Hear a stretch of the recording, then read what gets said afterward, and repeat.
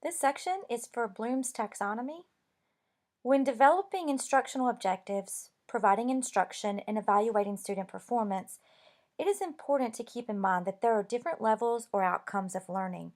Distinguishing among different levels and outcomes of learning is important. Bloom's taxonomy provides common language about learning goals and objectives. More importantly, it provides a basis for us to examine our course goals and assessment and see what we are trying to promote among students. Are we engaging students in lower level or higher order thinking? All too often, class learning activities and assessments focus mainly on lower levels in Bloom's taxonomy. Remember, understand, and apply. But for students to be competent in their future profession and to deal with the complexities in real life situations, the levels of analyze, evaluate, and create are what we educators should be aiming for.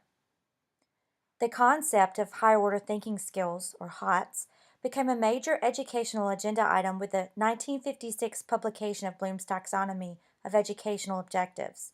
HOTS are those skills in the top three levels: analysis, synthesis, and evaluation. These three skill levels are important in critical thinking. When preparing your lessons, take a critical look at your goals, objectives, and test items and see if you're addressing all the levels of thinking.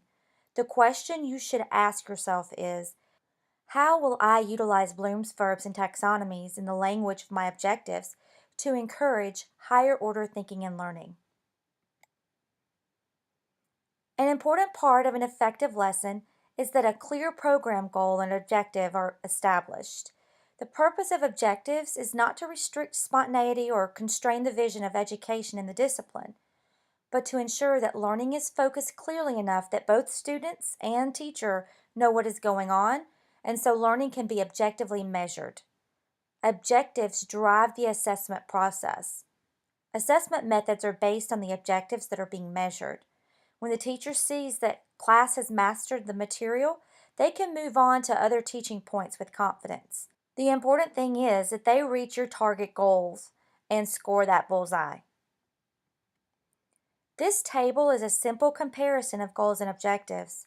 As stated, an important part of an effective lesson is that a clear program goal and objective are established.